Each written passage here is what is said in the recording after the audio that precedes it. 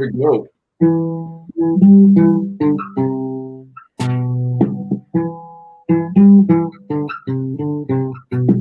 Friends of the internet, welcome to the Community Hotline for the people, by the people, presented by 88 Real Estate Media. I'm your host, Bob Fang, and today we have Mr. David Fung of the Fung Brothers. Why don't you introduce yourself? Thank you for having me. Long story short, I'm a YouTuber. I've been making YouTube videos professionally for about 8 years.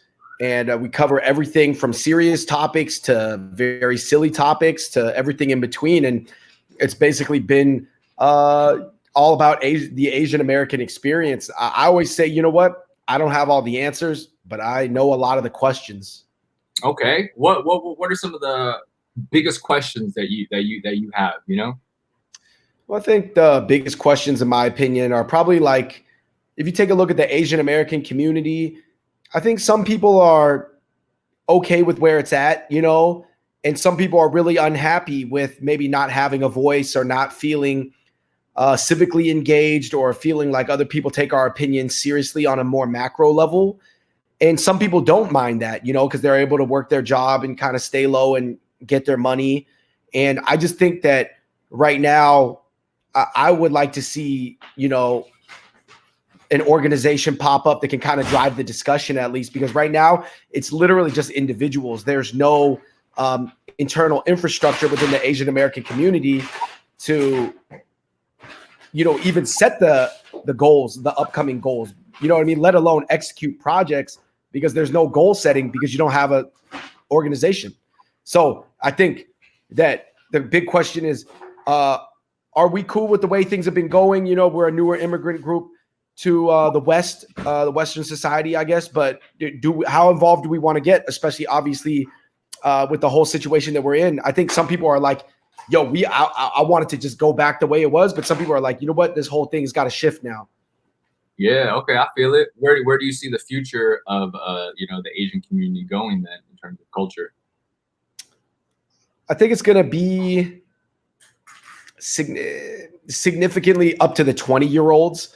I think the people that are 30, you know, more my age range and like yourself, there's a thirst for it, but it's a little bit spoken for in the sense that if you already went through your 20s without much Asian representation, by the time you're 30, you start to settle down and have a family. And it's really on the kids right now who are 20 and 15 in terms of like major shifts. So I don't know what everybody's going to decide. I would love to see everybody have an organization, though, and at least or maybe multiple organizations, and really just push the discourse forward. Okay, got it. And you don't. So all you kids watching, if you guys are 15 to 25 years old, I mean, you guys, you know, the big changes are going to be with your guys' group. Okay, got to inspire the youth. That's what we're here for, right? We got to tell them what we know so that we can set them up for success, right? Let's get into the first topic then. Let's talk about money. You know, what is money? I feel like there's no education in school about money.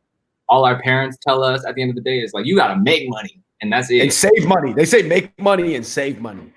Right. I wouldn't even say that, you know, depending on what type of Asian parents you have, they don't even teach you how to grow money. Growing money is a whole nother thing too. Is the truth is everybody's different, right? People have different parents. Some people's parents are more like business moguls, and some people's parents are like terrible at business or have no interest in business or feel that business is evil, you know? So you have a whole gamut and you have a whole spectrum of parental styles in regards to money. But I think for the most part, Asians, they like to get a steady job, get a salaried position with or without performance incentive, and they want to save the money, right? It's all about an equation between your outflow and your inflow every month, your assets versus your liabilities. It creates a margin, and that margin is what you can play with, whether you want to have an additional vacation or you want to save up to buy real estate investment properties. You know what I mean? Like everybody sort of decides, you know, that gap between their spending and their income, this gap right here, everybody decides to do something different with it. Right. Okay. But how would you describe that to, like, you know, like a 15-year-old that's just getting into high school or someone that's getting out of high school? Like, how would you, you know, like, well, I would ask them to think really deeply about their goals. because depending on what life you want to live, money's going to play a different role in it. If you don't want to work by the time you're 40, you got to start building wealth early. If you're okay, having working for your primary income 40, 45, 50, and you're living off that paycheck that comes every 2 weeks from your employer, that's okay too, because maybe that's the life you want to live. But I would ask people to make decisions on what lifestyle they're aiming for. Got it.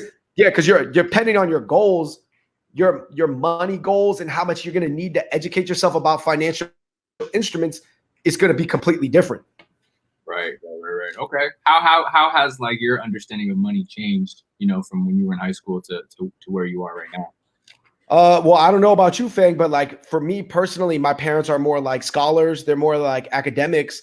They're not actually like business mogul types. You're Chinese, I'm Chinese. We all know, the business mogul types. They're all around China. Some people say they're all from Wenzhou, or, specific provinces within China are more known to be more, I guess, business mogul centric than others. But I didn't really come from one of those families. I had people like that in my family. I'm talking about like extended, Right. not my immediate family, but maybe an uncle, maybe a cousin is really into investment properties, or a second cousin.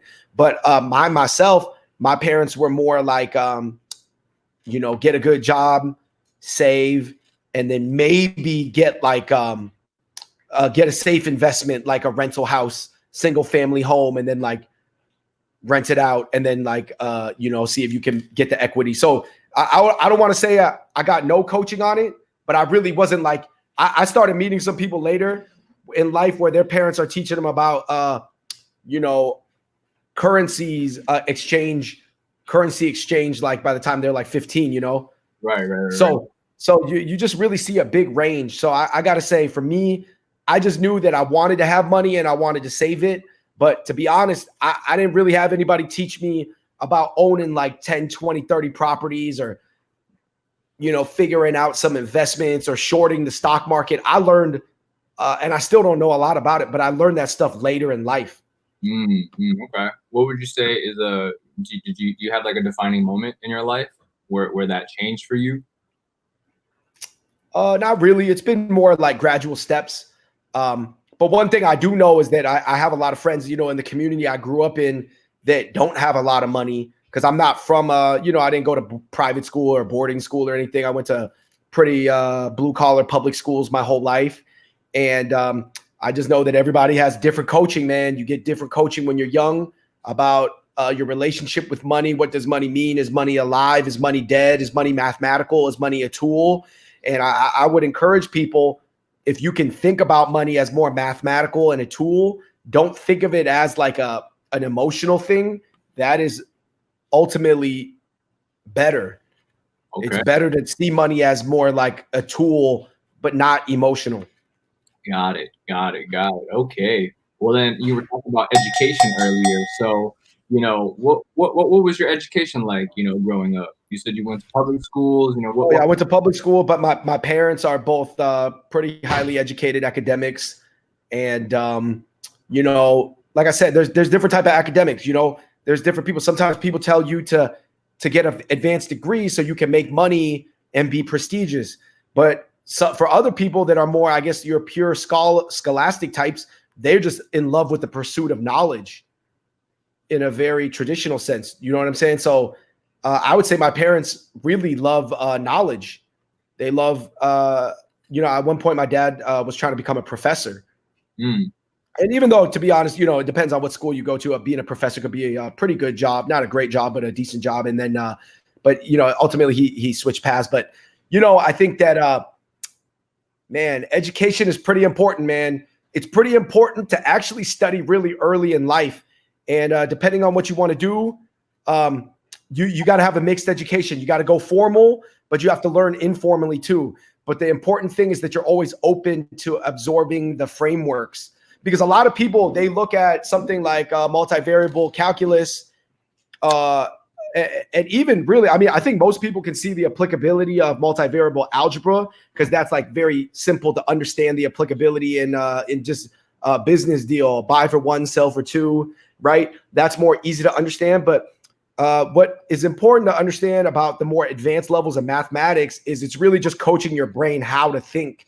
Whether or not you actually have a career that uses advanced mathematics, those advanced mathematics are going to develop frameworks in your mind, and those frameworks are actually going to be the basis for what you process everything else through. Okay. When you say mixed variable algebra, what does that mean? Can you give an example for that? Multivariable algebra is just like, x plus y equals z, or you're just trying to solve for one of the variables or all of the variables. Okay. And you'd be surprised. I think a lot of people don't even,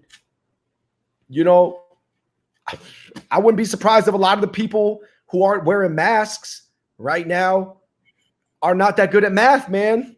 Because if you look at the math behind it, it's a very easy choice. You just got to wear a mask outside right now, in the times. And I just think that's why I just realized, because I think when I was younger, I used to think that getting super advanced math degrees wasn't worth it either. I was good at math for a regular kid, but for a Chinese kid, I wasn't that good at math. Right. You know what I mean? Like, I was good compared to the non-Chinese kids. But once I got into the class with all the Chinese kids or Asian kids, I wasn't doing that good. So it's all relative, right? But that almost goes to show you how much the Asians value math. You know what I'm saying? It's like you could be the best of the other class with no Asians in it. You go to the all Asian math class with Indians and stuff, you're near the bottom. Right. It's just levels to it. It's literally levels and priorities. And I know math is not exciting. I wish that they could change the curriculum to make it more exciting, maybe make it use more relevant real world examples. But I'm a big proponent of math and science. Okay. Do you feel like the education system right now is failing all the kids right now, or you think it's doing okay? I mean, it's everything, man. You know how it is, Fang. These things are very multifaceted, and it's tough to blame one slice of the pie. You look at a pie chart, a 3D pie chart, and they're, sectoring off different slices of the pie to blame, or of a blame pie. I mean, absolutely, the schools is one aspect of it, but at the same time, the schools don't dictate culture. If you look at the culture right now in America, it's not very math centric. Like, we don't care. Like, you know what I mean? Who do we look up to? We look up to people on Instagram, people on TikTok. Most of those people are not good at math. You know what I mean? The people programming the algorithms at Instagram and TikTok is good at math. The people who came up with the whole ultra complicated algorithms to even have these apps exist. But the person who came up with that, like that dance, they didn't, probably weren't, So I'm not saying one is better than the other, but it's all about a balance. And obviously, let's be honest, America's probably unbalanced right now. They've gone away from the math and the science. Okay, and you think they need to come back to it? Yeah, but I think the culture's so far gone that they need to be encouraged to come back to it. So to your point, it kind of goes back to the schools. Can they make it enticing? Can they change the curriculum? Can they throw a different packaging or a framework on the car engine to make it more appealing? Right. Okay. And then I guess, so what would you say, would you recommend kids going to college these days? Like, what's your thoughts on that? Overall, yes, for sure. I don't recommend going to college and majoring in, just watching shows and hanging out and going for an easy major. I think when you're there, you got to be going for something ambitious and stuff like that. I think that, there's plenty of ways that, let's say, for example, you pick a more STEM or even a business major, that sometimes there's a lot of schoolwork depending on which business school you go to. You can always supplement it with a social studies liberal arts study minor, because I do think that obviously learning about society, as a comedian myself or a YouTuber myself, of course I believe in social sciences, soft sciences, but at the same time, a lot of people don't understand the hardcore STEM subjects. They inform your understanding of social sciences because it gives you the frameworks in your brain. Right. Have you always thought like that, even in high school? No, I think I went through different phases. I knew in high school I was going to go to college just because I wanted to party with other kids. But then once I graduated college, I felt like college slowed me down because ultimately I just wanted to be a YouTuber anyway, or an entertainer. And obviously there's a mix. There's some entertainers like Conan O'Brien who went to Harvard. And then there's a lot of entertainers who didn't even graduate high school. So you see a big spectrum within that. But obviously on the more formally trained entertainers that more write for SNL, most of them are from Harvard or Northwestern.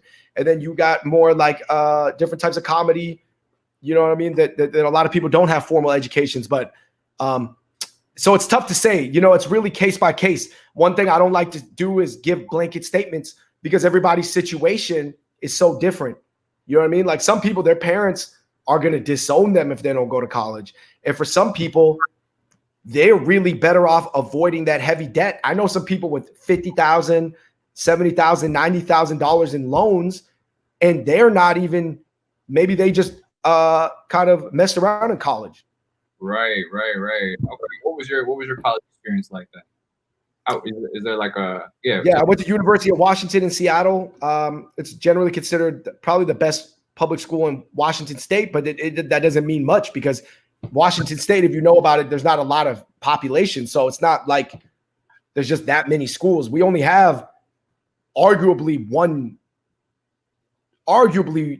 to two good colleges in the entire state. Whereas obviously you take a look at a place like New York, the Northeast, you take a look at California, maybe there's 4, 5, 6 colleges, 7 colleges that are considered like good schools, you know, in that state. So for me, I definitely, I took advantage of all the extracurriculars, and I'm not just talking about partying.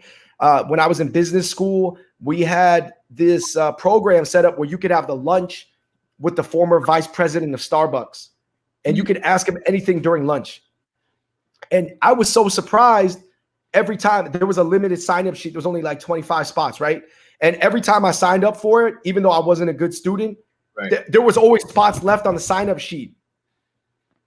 And you got free lunch too. And you got free lunch, and you got to sit down with this guy who was like pretty much like, I think he had like a net worth of like $400 million because you know VP at Starbucks before it blew up. I mean, during the blow up time, you know, you got a lot of stock options and stuff. So for me, it's true I didn't study that hard in business school, but I already knew. I was like, yo, this FaceTime with this guy who's worth $400 million who started Starbucks, that's more worth it to me than even studying hard in my accounting class. Right. When you say business school, like you majored in business or you got an MBA too? Yeah, I majored in business.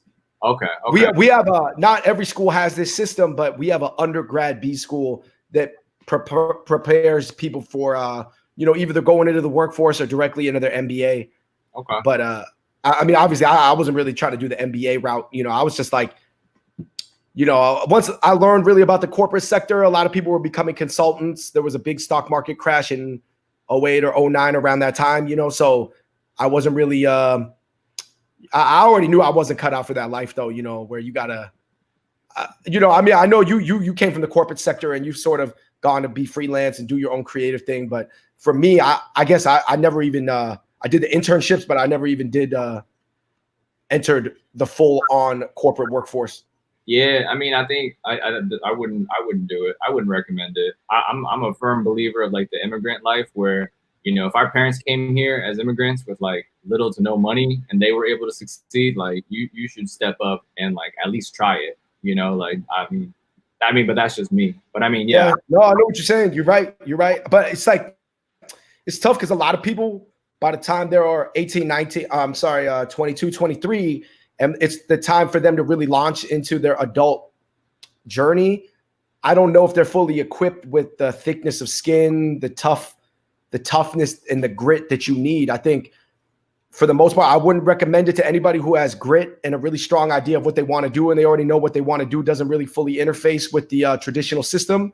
But for a lot of people who don't know, definitely I would say getting a BA in a serious subject is not a bad idea. What would you kind of say is the top 3 pieces of like whether that's formal education or street education that kids coming out of high school or coming out of college, you know, they need to be successful in life? I would say number 1, it's really important to find the right mentors. I never had mentors that I could rely on, but I always wanted them. And what a mentor can do, you just try to make sure you find a mentor that you relate to and they have the same cards as you in life. Obviously, nobody has the same cards as each other 100% in life, but let's try to find somebody that has 70%, 80% similar cards as you in life. They're going to be able to coach you through a lot of different situations that, you know, you wouldn't be able to navigate on your own, or you would get mired and stuck in those situations for too long. However, you got to remember that it's tough to find mentors, and you have to provide some value intrinsically back to that mentor as well. You can't just be like, gimme, take. You know, you have to make that person feel good about helping you, be receptive, be a good mentee to the mentor. So that's number one. Number two, I would say, do not fill your brain with junk. I see a lot of kids out there. They get excited by the easy way out. You know, they see, okay, this person's making prank videos. This is a way to make money on social media. You don't even know that a lot of those pranks get demonetized because if you're disturbing the peace, which is technically illegal, or using people's likeness without their consent. Sorry, you broke up on the prank videos. Number two, prank videos. I was saying a lot of the times, a lot of people, they get excited by something that looks easy or fun that can make money and be monetized, but they don't even understand the inner workings of that system. They don't understand. You know, prank videos, they can be demonetized easily, and a lot of companies, they don't want to sponsor the brand videos because you're oftentimes violating someone's you know, IP, like self-likeness, you know, laws. You know, you could be or you're disturbing the peace, or you're just doing something that's very in the gray zone of legality. And so I don't want people to get distracted by shiny, easy things. Nothing good in life is going to come easy. Literally, like, even people think LeBron had it easy being that physically gifted and agile at his height to be in the NBA. LeBron works as hard as anybody. He's the most physically gifted, and he still does game film longer than everybody else. He's still in the weight room longer than everybody else, and he already had the genetics. You know what I mean? So it's like you're competing against people who not only have the genetic talent, but they got the right mindset and the attitude to win. So just know that nothing's easy. Don't get distracted by easy get rich quick schemes. That's a big mistake, because you can spend a lot of years trying to get rich quick. It's not gonna work. And then number three, I would say, just remember that teamwork makes the dream work. You know, you just got to assemble a team. And I do think it's difficult to manage personalities, but a team that's banging on all cylinders, 5 out of 5, even 4 out of 5, is going to go way beyond one person going 5 out of 5. Mm-hmm. You know what I mean? Because people can compartmentalize their roles, and they can specialize. All right, this person's good at this person's good at that. I mean, you got to look at life a little bit like a Navy SEAL team. You know, you got your comms guy, you got your, you know, the leader, you got this guy, you got that guy. You know, everybody's playing their role. And even though, you know, people could play multiple roles, at least there's an organization and there's a system. Because I think, especially when you come from certain types of communities, bad schools, you know, like for me growing up, you know how bad my school was, bro? No. My junior year, like ASB, basically like my junior year, junior class ASB just like fell apart. What's ASB?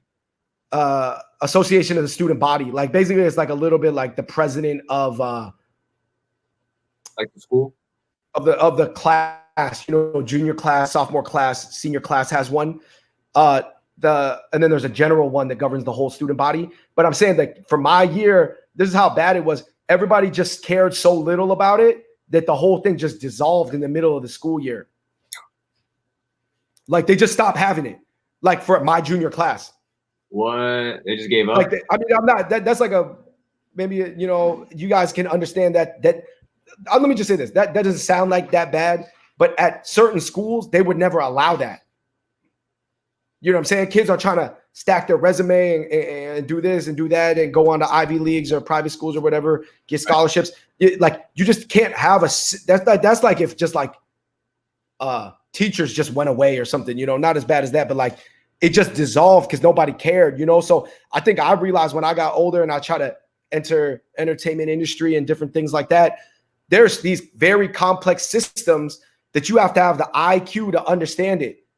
You know, you have to have the IQ to know how to navigate these systems and know how to move. You know what I mean? Because it's a maze, and it's not just like a free for all.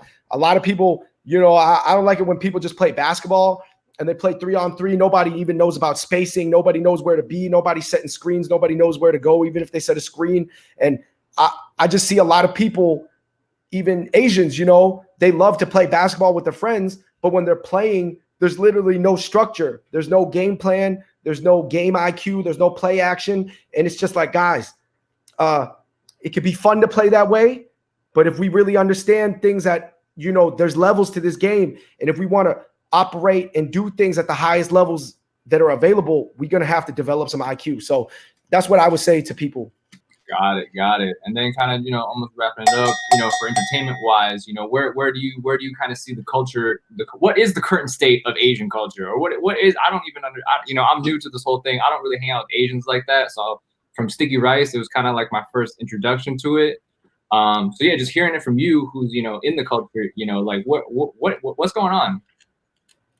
Oh man, right now I think that, like I said, you know, I think the 40-year-olds, they're happy to see Crazy Rich Asians, you know, some media stuff. But then I think it's tough for them because they're kind of like all work corporate jobs, you know, for the most part, all the 40-year-old Asian Americans, because, you know, entering entertainment really wasn't an option unless you're very privileged or you grew up in LA. Right. Your uncle was in the game, you know, brought you in.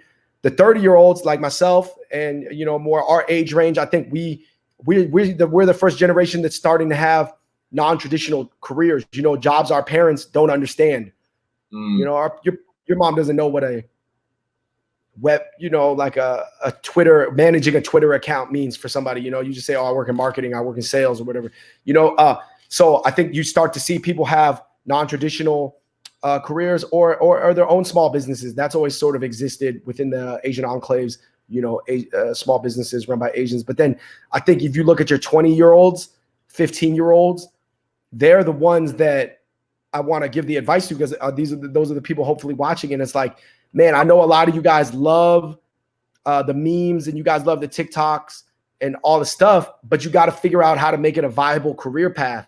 And you don't have to make it appealing to only other Asians, but if you're going to be in front of the camera, the chances are more than likely your audience is going to be Asian. However, you pick a career that's behind the camera, you really could be fluid with a number of different groups, you know, because if you're a good back-end guy in terms of behind the camera, you know how to shoot, edit, set up, shoot, produce, organize things, cast, that really can be applicable to any world. You know, you could cast for white Hollywood movies. You could cast for Black Tyler Perry movies. You really would have a whole breadth of options available to you if you're good at your job on the back end. But yeah, for the front end, I don't know.